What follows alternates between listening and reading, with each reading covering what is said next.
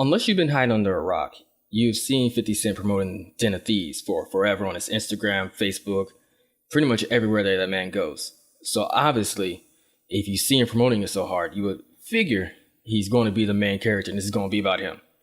Well, I'll let you know if Den of Thieves is worth the money to see it, or if you got robbed, your movie ticket price.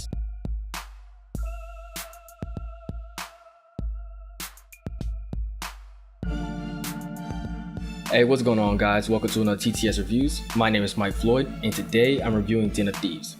Den of Thieves is about an elite unit from the Los Angeles County Sheriff's Department who are taking on a crew of successful bank robbers, and they're trying to keep the bank robbers from taking down the city's Federal Reserve Bank in Los Angeles. The movie stars Gerard Butler, 50 Cent, Pablo Schreiber, O'Shea Jackson Jr., and Evan Jones. Like I said before in the beginning, 50 Cent, he was like the main person out front, promoting the movie. Of course, Gerard Butler and Pablo Schreiber were doing like the daytime morning, talk shows, but it just seemed like everywhere you went when they showed 50 Cent or he just injected himself somewhere, he was promoting his movie. So I'm assuming that he's probably like an executive producer or something in this movie. It kind of made me want to go see it. It was just the trailer itself and everything. It kind of seemed to flow. Now the movie itself, it's based on a heist of the Federal Reserve in Los Angeles. And that's literally what this whole movie was about. It was all about the action, taking on this bank, cops versus bad guys, and the whole thin line between being a cop and being a bad guy. The movie started out with, introducing the characters pretty quickly on, telling them, hey, they're going to try to rob this spot. And, you got Gerard Butler's crew, the sheriff's department. He's the big bad cop on the block. Bad boy doesn't follow by the rules, but still gets results. Then you have Pablo Schreiber's character, Merriman, who's more cold calculating, and he always looks at all the details. You had 50 Cent's character, who was the explosive man of the group, and O'Shea Jackson Jr., who was, I think his name was like Hot Rod in the movie. He was a driver. He was a getaway driver. The movie, it was pretty well paced. I mean, like I said, it started out, introduced the characters.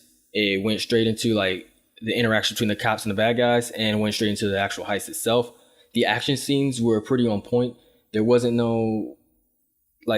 there wasn't any certain person who was like a miraculous shot who was able to just take out multiple people with like a 13-round magazine. And, he took out like 50 people like this. No, it showed like an actual firefight between, law enforcement and the bad guys. And then just so happened that the bad guys were military trained. I think they said they were Marines or MARSOC.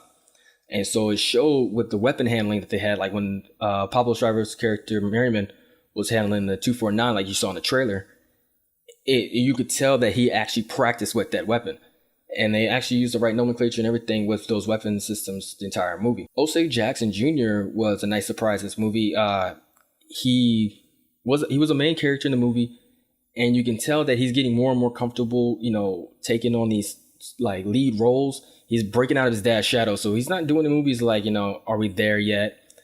And stuff like that. But I did like him in this movie. It wasn't over the top. It was just, if I didn't know that he was Ice Cube's son, I'd be like, all right, this guy's a pretty decent actor. But, I mean, of course, he's going to be always judged by his dad's accomplishments. Of course, 50 Cent's in the movie, he wasn't doing, his old get rich or die trying shtick. He was just, or his kind of acting he does on Power. He was just, quietly in the background, doing his thing, follow along with the crew, blowing up stuff.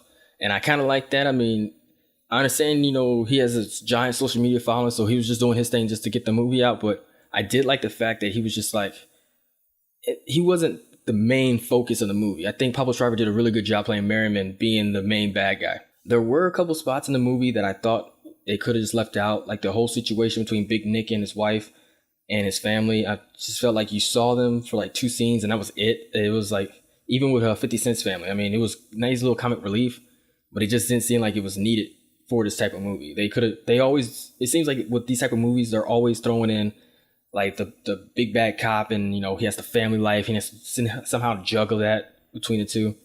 It's not necessary. I mean, this movie's about a bank robbery. That's what I came to see, a bank robbery. Just take that stuff out. It's like this whole human emotion thing. We're way past that.